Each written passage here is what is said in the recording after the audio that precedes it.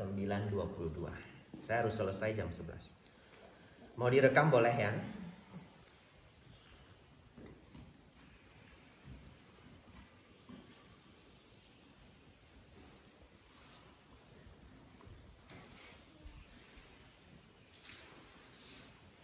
Dari kita kecil, kita sering mendapat nasihat, jadilah orang yang baik. Sang Buddha pun memberi kita nasihat, jadilah orang yang baik. Kalau Anda bawa catatan, Anda catat bagian pertama ini. Boleh catat dengan singkat sesuai versi Anda. Apa sih artinya orang baik? Ya. Baik itu adalah bermanfaat bagi diri sendiri, bermanfaat bagi orang lain. Tidak merugikan diri sendiri, tidak merugikan makhluk lain. Bermanfaat bagi diri sendiri, bermanfaat bagi makhluk lain atau orang lain. Tidak merugikan diri sendiri, tidak merugikan makhluk lain. Itu disebut baik. Jadi kalau saudara belajar pikiran baik, perbuatan baik, ucapan baik, kriteria baik itu 4 hal ini. Baik bagi kita, bagi makhluk lain. Tidak merugikan diri sendiri, tidak merugikan makhluk lain. Terus, apa yang disebut perbuatan buruk? Buruk itu adalah yang merugikan diri sendiri dan atau merugikan orang lain. Dan / atau, seperti bahasa hukumnya. Dulu saya cuma bilang dan orang lain atau dan makhluk lain. Pas saya ngajar di Bali saya diprotes. Bante harus dan atau. Dia orang hukum. Ya saya ikut aja ya daripada saya dihukum ya. Ya.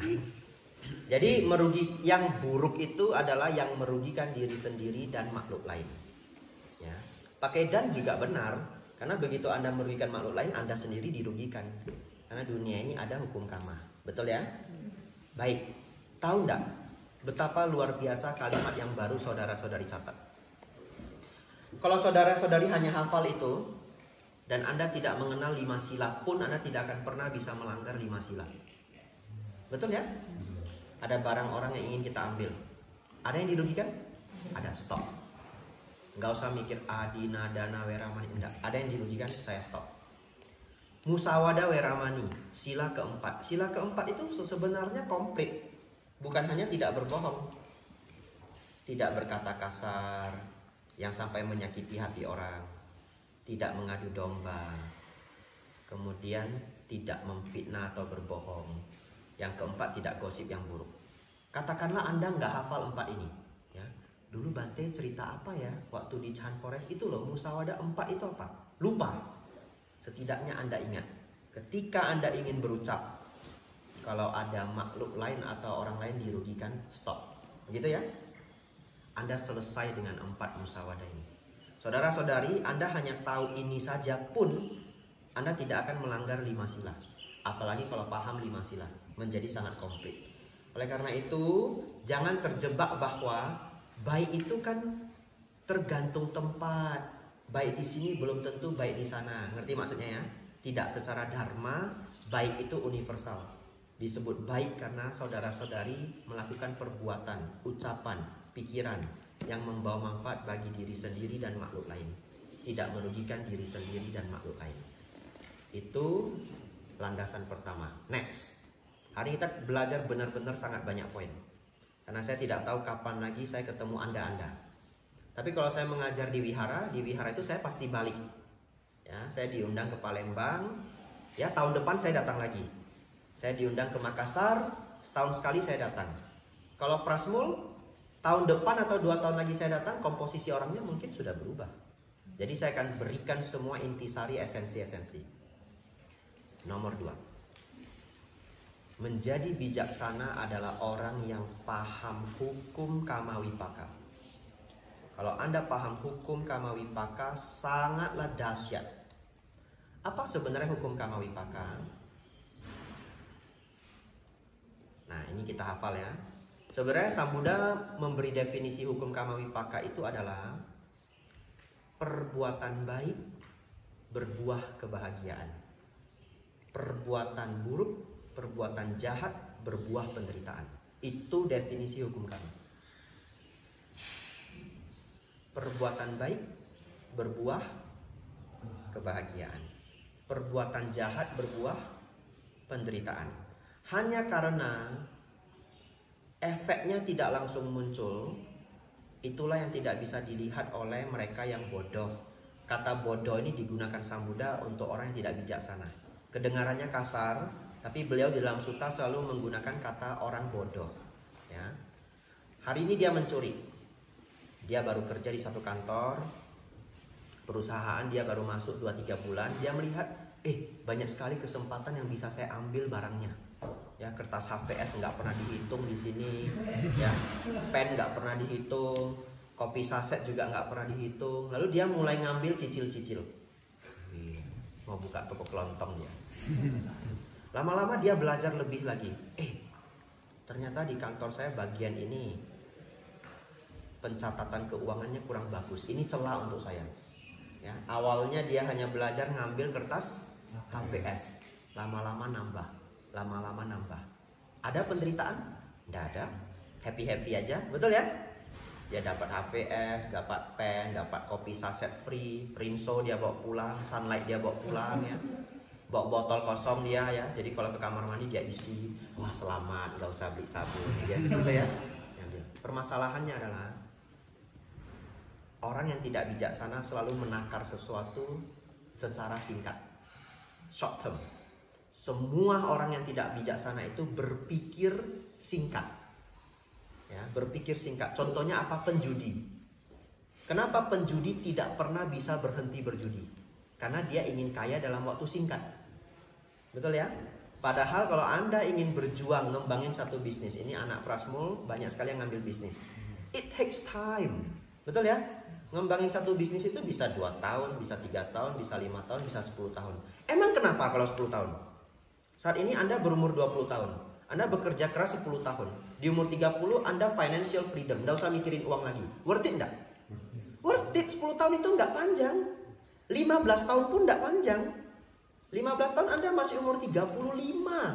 Anda masih begitu fit. Anda mau ikut maraton London boleh, half marathon. Anda mau climbing ke Bergen di Bergen gimana? Norway. Anda bisa pergi ke Bergen. Ada 7 gunung di sana. Naik turun lagi, naik turun lagi, naik turun lagi. Up to you. Anda sudah rich. Anda masih sehat, umur 35. Worth it? Worth it. 15 years, 15 tahun itu tidak lama. 10 tahun itu tidak lama. Tapi apa yang dipikirkan penjudi? Dia mau kaya minggu depan. Dia mau kaya bulan depan. Betul ya? Semakin bijaksana seseorang, dia melihat semakin jauh. Oleh karena itu semua orang bijaksana itu sabar. Nanti kita akan belajar sabar. Ya. Hari ini saudara, banyak sekali ilmu yang harus dikembangkan. Baik.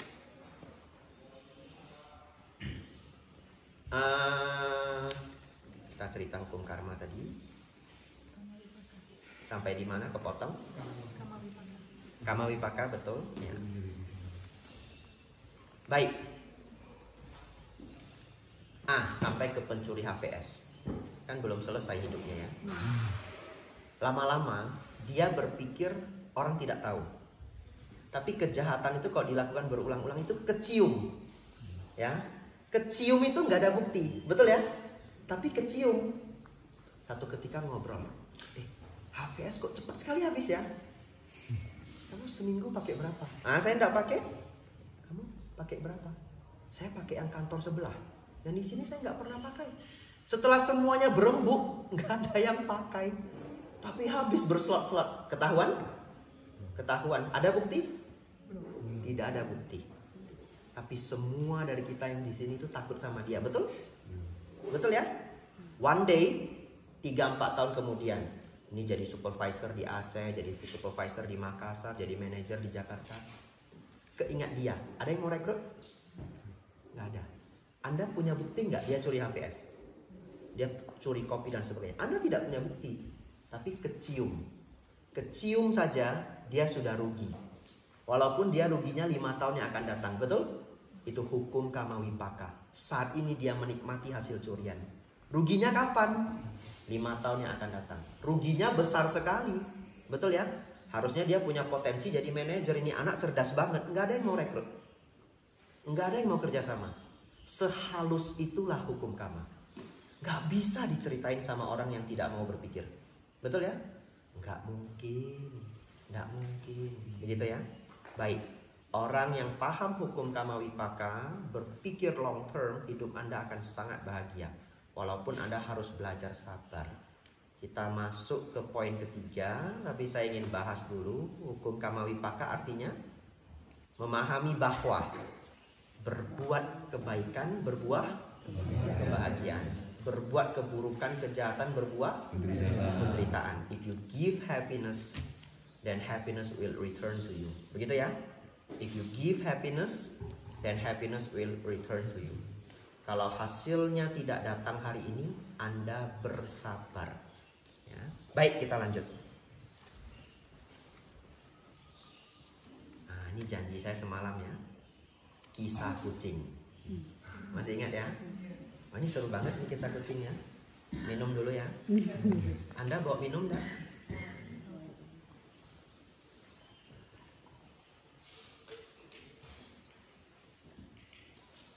Yang belum punya asuransi, beli asuransi. Asuransi itu berharga. Saya ikut jadi jualan ya. Masuk Allianz ya. Ini direkam loh ya. Nanti Allianz endorse saya. Ya, saya punya polis Allianz, umat yang berdana. Setiap bulan umat yang berdana sudah beberapa tahun. Ya, anumodana untuk umat tersebut. Saudara-saudari tidak kenal tidak apa-apa. Ya, poin selanjutnya kita cerita kisah kucing. Ini adalah kisah Zen Buddhism di Jepang. Kalau kita cerita kisah Zen, maka tidak perlu ditanya kisah ini beneran atau enggak. Karena kisah Zen itu kadang-kadang fiksi, hanya dibuat belaka, tapi untuk mengajarkan kebijaksanaan. Tapi saya senang banget kisah Zen. Kenapa saya senang? Karena guru-guru di dalam Zen Buddhism begitu jujur. Dia ngomong ke muridnya bahwa cerita ini tidak benar. Ngerti maksudnya ya? Jadi saya senang sekali mereka membuat cerita fiksi, tapi mereka ngasih tahu kalau ini fiksi. Itulah style dari Zen Buddhism. Satu ketika ada seorang guru kepala wihara, sudah sepuh, sudah berumur, dan beliau senang bermeditasi. Kalau saudara-saudari datang ke wihara, ini adalah keadaan wihara ketika ada program. Program berapa hari? 3. Selesai program Anda pulang, wihara itu selalu sepi. Ya, jadi Anda tidak pernah merasakan sebenarnya suasana wihara untuk kami para biku itu sepi banget. Kalau Anda datang ke wihara pun hanya minggu, betul? Di atas jam 1 sudah pulang. Yang kami rasakan Senin sampai Jumat sepi, tidak ada orang. Ya. Lalu guru ini senang sekali bermeditasi. Tapi setiap kali dia bermeditasi, dia diganggu oleh seekor kucing. Ya. Karena beliau penuh meta, kucing ini lalu mengganggu. Beliau juga tidak marah, tapi meditasinya terganggu. Apa yang beliau lakukan? Beliau kepikiran, setiap kali meditasi, beliau tangkap dulu kucingnya, beliau ikat di tiang. Nanti selesai meditasi dilepas. Dan itu menjadi rutinitas. Jadi setiap kali beliau mau meditasi, beliau panggil muridnya. Ya. Tangkap dulu kucing. Wah, muridnya cari kucingnya di mana enggak tahu. Kalau nggak dicari, nanti pas meditasi kucingnya datang. Yang cari. Setelah dapat diikat di tiang. Nah, kita meditasi. Berjalan seperti itu untuk waktu yang lama. Setahun berlalu, 2, 3, 5 tahun berlalu, 7 tahun berlalu, 10 tahun berlalu. Gurunya sudah tua, meninggal. Kucing juga ikut tua, betul ya? Meninggal. Setelah guru dan kucing tersebut meninggal, kegiatan meditasi di wihara tetap jalan. Kalau sudah jadwalnya ya murid-murid berkumpul untuk meditasi. Tapi tiba-tiba ketika mereka bermeditasi, ada seniornya berpikir, ada yang kurang, belum nangkap kucing. Betul ya? Karena sudah dilakukan 10 tahun. Mereka juga nggak pernah paham, apalagi murid-murid baru itu nggak paham Pokoknya guru mengatakan apa? Sebelum meditasi harus tangkap kucing. Itu adalah perintah, betul ya? Itu adalah perintah. Sebelum meditasi harus nangkap kucing. Jadi ada yang kurang. Ini tradisi sang guru. Kita tidak boleh tidak melakukan apa yang sudah dipesan oleh sang guru. Akhirnya bagaimana? Di wihara sudah nggak ada kucing. Pergi ke pasar nangkap kucing yang di pasar itu. Ya, diikat di tiang. Ya, itu adalah kisah kucing. Pertanyaan saya, bijaksanakah demikian? Tidak bijaksana. Tapi tahukah Anda? Mungkin Anda pun melakukan beberapa hal seperti halnya kucing itu. Ya. Banyak sekali ritual yang kita lakukan, saudara-saudari juga nggak pernah nanya toh. Ini manfaatnya apa? Ini tujuannya apa? Gitu. Ya, kadang-kadang kita juga jadi penangkap kucing itu tanpa disadari. Ya. Oleh karena itu, tapi saya tidak bahas apa saja, nanti menjadi terlalu luas. Tapi saudara-saudari harus pintar sendiri. Ya, misalkan ada pertanyaan apa? Itu terserah masing-masing. Ya. Ada orang alergi sapi yang tidak makan sapi, alergi ayam yang tidak makan ayam. Ya. Ya, tapi banyak ya. Anda renungkan sendiri. Apa yang Anda lakukan dilarang oleh keluarga, dilarang oleh keluarga besar, tapi Anda juga nggak pernah nanya kenapa. Ya. Dan Anda sebenarnya boleh untuk bertanya, ini kenapa ya? Ini tujuannya apa? Secara dharma, kalau tujuannya baik, kita lakukan. Ya, tapi kalau tujuannya tidak baik, kita bisa ubah. Contoh, di satu daerah, saya diceritain oleh Bante Panya, saya nggak pernah ke daerah itu. Kalau ada orang yang meninggal, dikuburnya harus dengan ayam hidup. Kuburnya bareng sama ayam hidup. Secara dharma itu baik atau tidak baik? Tidak baik. Tapi mereka tidak berani tidak melakukan. Takut kualat. Karena sudah dilakukan bergenerasi-generasi. Biarpun Buddhis, ya sudah. Cari ayam, kubur. Tapi satu ketika mereka minta nasihat ke Bante Panya. Bante Panya bilang apa? Ya sudah, kubur ayam panggang saja. Cari ayam panggang, kubur sama ayam panggang. Dia sedikit lega ya. Nggak tahu kalau malamnya dicari nggak dia ya. Mana ayamku gitu ya. Tapi enggak, semuanya aman, semua berjalan lancar. Kadang-kadang ada beberapa hal ya yang diturun temurun. Anda harus tahu ini kenapa sih dilakukan. Ini kenapa sih dilakukan. Kalau membawa kerugian, maka Anda harus berpikir bahwa mungkin itu sudah tidak saatnya dilakukan. Kalau membawa kerugian. Kalau tidak membawa kerugian, Anda boleh saja mengikuti ya untuk menyenangkan hati para tetua. Ngerti maksudnya ya? Ya. Dulu saya paham bahwa kalau kita sembahyang bakar emas kertas itu ya nggak sampai emas kertas itu. Saya paham. Setelah belajar Dharma saya paham. Ya, bahkan banyak guru-guru yang memberitahu itu, termasuk Master Cheng Yen di Da'ai TV. Seci ya. Anda nanti pulang cari di YouTube, saya tidak ceritakan lagi. Ya. Awal mula kisah membakar kertas. Dibuat animasi 10 menit, seru sekali. Bagaimana seorang penjual kertas menipu semua orang di desa itu. Ya, karena dia mau jual kertas, kertasnya tidak laku. Lalu, nggak mau ngasih bocoran. Ya. Namanya spoiler. Nonton sendiri ya. Judulnya Awal Mula. Sepertinya judulnya Awal Mula Tradisi Membakar Kertas. Sepertinya. Yang penting itu dari channelnya Da'ai TV atau Seci. Ya, saya dulu mengerti kalau ya kita bakar kertas itu ya nggak sampai ke yang meninggal itu. Saya mengerti. Tapi kalau sudah berkumpul satu keluarga besar, saya ikut bakar. Betul ya? Kenapa? Untuk menyenangkan hati para keluarga. Itu cara saya. Saya jarang melawan arus. Selama tidak ada yang dirugikan, saya ikut aja. Tapi mama saya kasih tahu, mama nggak usah beli banyak-banyak, sedikit aja sebagai tradisi. Ya, mama saya setiap tahun juga berkurang ya, yang dia bakar berkurang. Kalau di Singapura sudah dilarang karena polusi. Baik, itu kebijaksanaan nomor 2. Nomor berapa? Nomor 3 ya. Banyak sekali kebijaksanaan seperti itu yang perlu nanti Anda renungkan sendiri. Orang zaman dulu tidak berani gunting kuku kalau malam. Ada yang di sini tidak berani gunting kuku kalau malam? Nah, kalau ada mungkin nggak ngaku ya. Katanya kalau gunting kuku waktu malam nanti kita mau digigit siluman. Iya, saya kecil diceritain itu. Silumannya datang makan kita, pas dia menggigit tulang kita itu suaranya mirip dengan suara gunting kuku. Jadi keluarga kita nggak tahu kalau kita lagi dimakan. Saya diceritain itu waktu SD kelas 4. Sejak itu nggak berani gunting kuku kalau malam. Takut silumannya keluar, begitu ya. Tapi sebenarnya kenapa? Mungkin zaman dulu itu masih pakai lampu teplok. Jadi gelap.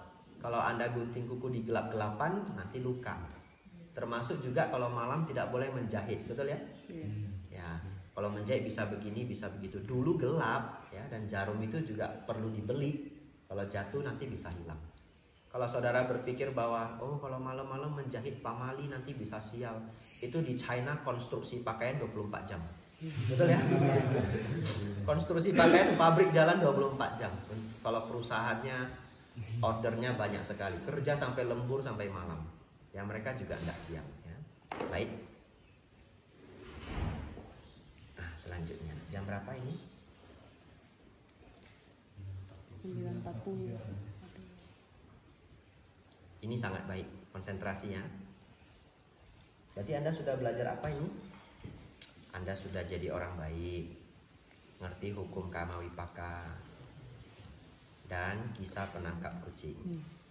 Selanjutnya ini kisah yang sangat sering saya ceritakan, tapi baik. Di Thailand ada seorang bante sudah sangat tua, namanya Bante Payutto. Ini bante sangat luar biasa. Saat ini beliau adalah 9 biku tertinggi di Thailand.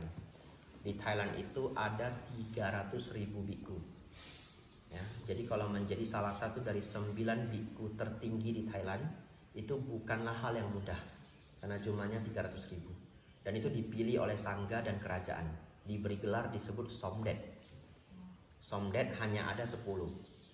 Sangga raja 1, lalu Somdet yang lain 9. Beliau satu di antara 10 ini. Dulu cuma 9. Sekarang ditambahin 1 karena raja ke-10, jadi dia pengen nomornya 10. Nah, di antara para Somdet yang 10 ini, beliau adalah Somdet yang paling pintar. Jadi kalau saudara-saudari mau ke Thailand cari biku paling cendekia se-Thailand, nama beliau adalah Bante Payutto. Dan saat ini beliau masih hidup. Kalau dulu ada bante namanya Buddha Dasa, tapi sudah meninggal.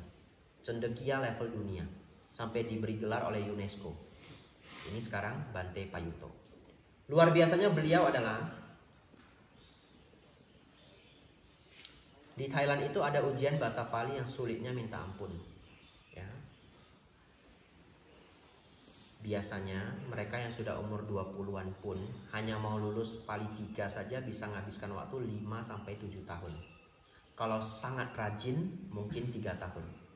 Ya, tapi umumnya 5-7 tahun. Pali level 3. Pali semuanya ada level, ada 9 level.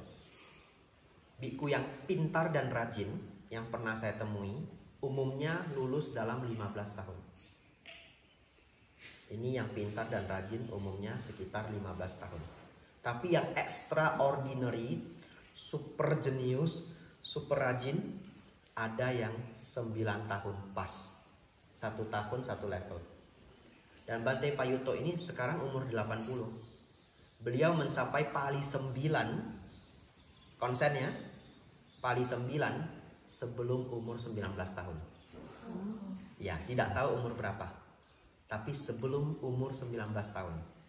Mungkin dia belajarnya start umur 12 mungkin. Dan loncat. Kalau pinter, yang pertama boleh loncat. Ya, berarti dia harus ujian umur 11 tahun. Yang pertama boleh loncat 1 kelas, jadi langsung Pali 2. Totalnya 8 tahun. Setiap tahun harus lulus. 11 tambah 8, 19. Berarti kalau dia tidak umur 11 tahun mulai ujian, adalah umur 10 tahun. Lebih muda lagi mungkin umur 9 tahun. Ya. Lalu selesai Pali 9 itu, umur 20 tahun beliau ditabis langsung disponsori oleh raja.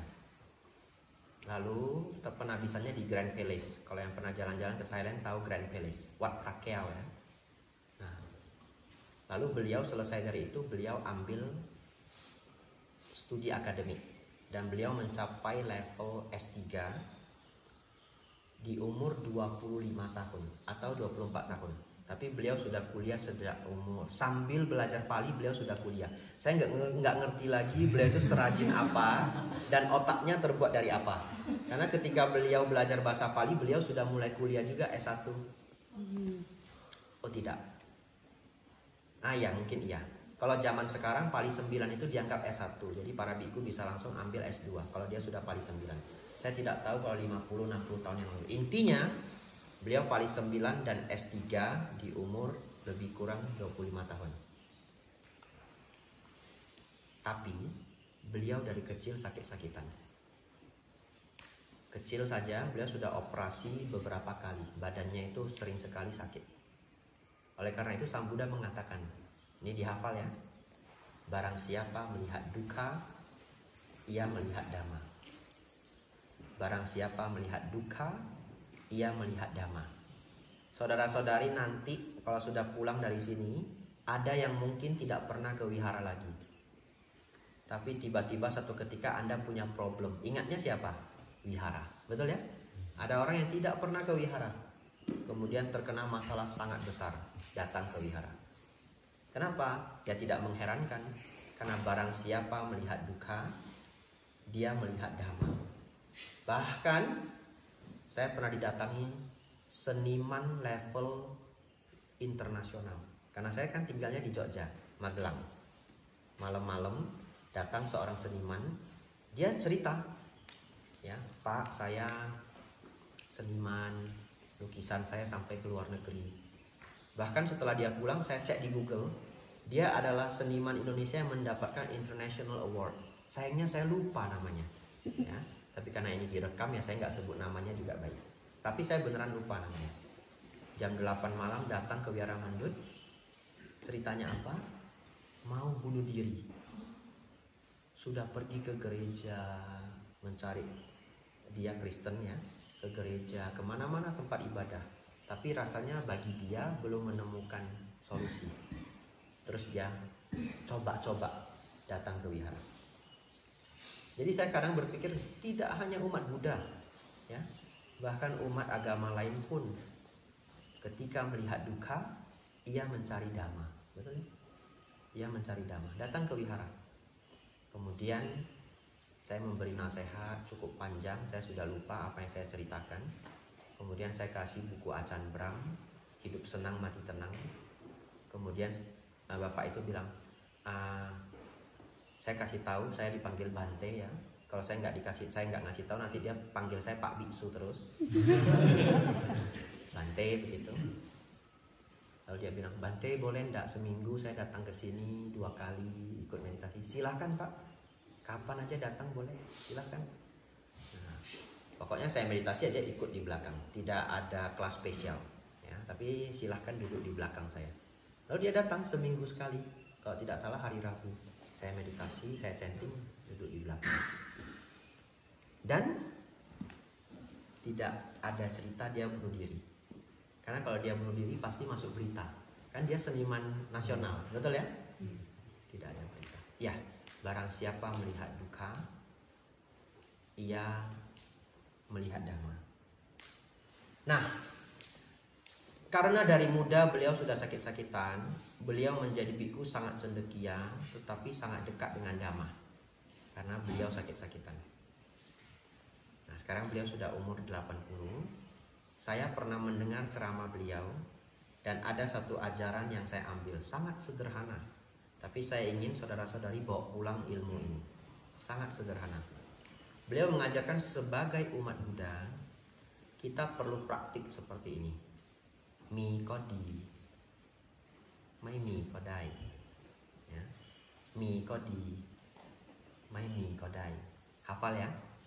Mi artinya punya, ko artinya juga, di artinya baik. Mi ko di, kalau ada baik, betul ya. Mai mi tidak ada, ko juga, dai boleh, mai mi kodai kalau ndak ada juga boleh. Mi ko di, ไม่มีก็ได้ มีก็ดี ไม่มีก็ได้. Kalau ada baik, kalau nggak ada juga boleh. Lebih gampang lagi, kalau ada baik, kalau nggak ada nggak apa-apa. Kalau saudara-saudari benar-benar bisa praktek ini untuk beberapa hal dalam hidup Anda, penderitaan Anda akan langsung berkurang. Ya. Contoh, setelah ini kita break ya. Ya, supaya tidak terlalu ngantuk, kita break 5 menit setelah ini. Baru kita lanjut ke poin selanjutnya. Contoh, saudara punya kebiasaan. Kalau Sabtu harus makan di restoran. Ya, itu kebiasaannya. Udah janjian sama pacar, sama teman, misalkan begitu ya. Pokoknya sudah janjian. Nah,เข้าใจแล้วya. Pacar kadang-kadang bisa laki-laki juga ya.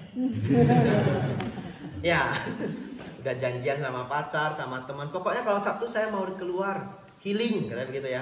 Nggak mau makan di rumah, nggak mau. Itu sudah menjadi kebiasaan. Tapi satu ketika namanya orang kan bisa sibuk, betul ya? Namanya orang kadang-kadang hari Sabtu pun bisa dipaksa lembur sama bos dan sebagainya. Kadang-kadang kalau jualan sendiri, order banyak sekali, harus diselesain. Kita nggak pernah bisa tahu, orang bisa berhalangan. Tapi kalau saudara tidak pernah mau mengalah dengan keinginan, maka satu hari itu menjadi bad day. Satu hari itu menjadi bad day, ketarik sampai besok. Anda bekerja 5 hari dan Anda mengharapkan weekend Sabtu Minggu sebagai happy time, betul? Tapi siapa yang merusak happy time itu? Anda sendiri, kalau Anda tidak wise. Tapi ini sulit sekali. Ini sulit sekali. Tapi saya minta saudara-saudari paksakan diri Anda untuk menjadi dewasa. Karena sama aja, Anda nggak mau dewasa sekarang, nanti umur 40 juga Anda dewasa. Dewasa cara berpikirnya. Tapi kenapa umur 40? Setelah banyak kejadian. Setelah Anda paham bahwa hidup ini tidak bisa saya paksakan. Betul ya? Tapi untuk apa harus menunggu umur 40? Dan Anda menderita beberapa kali atau banyak kali dari umur 20-an sampai 40. Kenapa Anda tidak mau menjadi mature sekarang? Paksain diri Anda untuk tidak selalu memaksakan keinginan. Lalu satu ketika hari Sabtu, entah pacarnya, entah temannya cancel, dia beneran tidak bisa. Tolonglah, saya udah kerja Senin sampai Sabtu, cuma makan di luar aja kamu tidak bisa. Begitu ya? Kamu tega sekali, misalkan begitu ya. Tapi apapun yang kita katakan, dia memang nggak bisa. Anda hanya punya 2 pilihan. Ini problem, betul? Problem ya? Anda hanya punya 2 pilihan.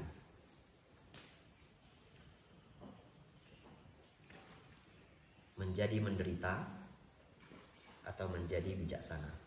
You only have 2 choices. 2 choices. Tidak ada yang lain. Anda boleh memilih menjadi menderita atau menjadi bijaksana. Kalau Anda memilih menjadi menderita, silahkan Anda marah. Anda punya bad Saturday, Sabtu yang buruk. Besoknya masih bad, Anda punya bad Sunday. Lebih buruknya Seninnya masih kesal, Anda punya bad Monday. Ada orang yang marah seminggu, you have the bad whole week. Ya, ada orang tidak bijaksana sekali.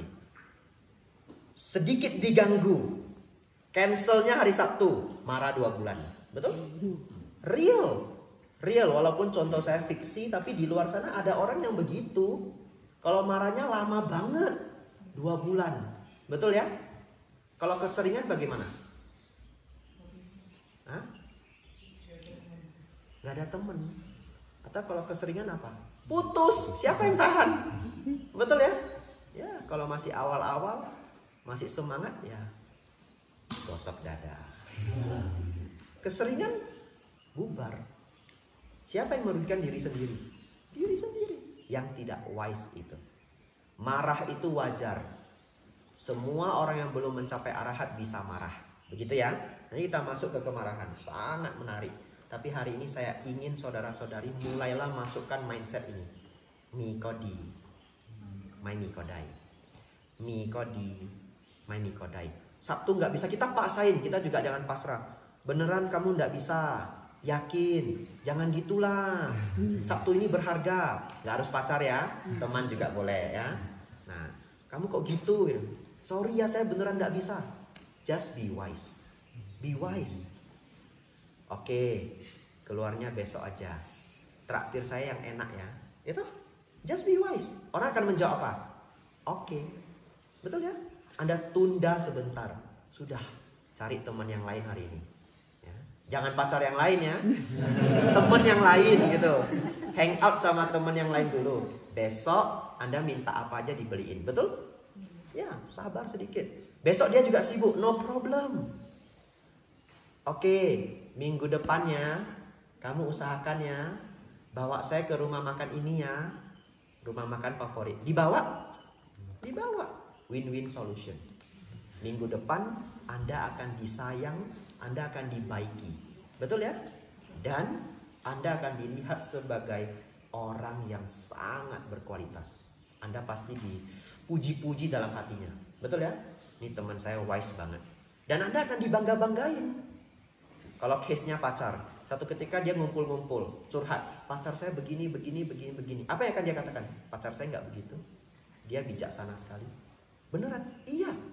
Saya kalau sibuk ya saya kasih tahu sibuk, tapi kasih proof saya beneran sibuk, dia nggak marah. Dia paling neken-neken saya sebentar, saya memang nggak bisa, dia nggak apa-apa. Kok bisa? Ya dia dengar ceramah Bante Agijato, misalkan ya. Harus ada iklan sedikit ya. Kan itu branding ya. Siapa yang branding angkat tangan? Nah ini ya. Nah, kadang-kadang harus branding sedikit ya. Ya, you only have two choice. Be suffer or be wise. Pilihan ada di tangan Anda. Saya pilih be wise. Cukup sulit di awal, lama-lama terbiasa. Ya, cukup sulit di awal, lama-lama terbiasa. Ada pertanyaan? Tidak ada, kita break 5 menit. Tidak ada ya? Ya kita break 5 menit. Nanti balik lagi. Yang ngantuk boleh minum kopi, boleh cuci wajah. Ini jam 10 pas. Saya ngajar sampai jam 11 tau? Ya.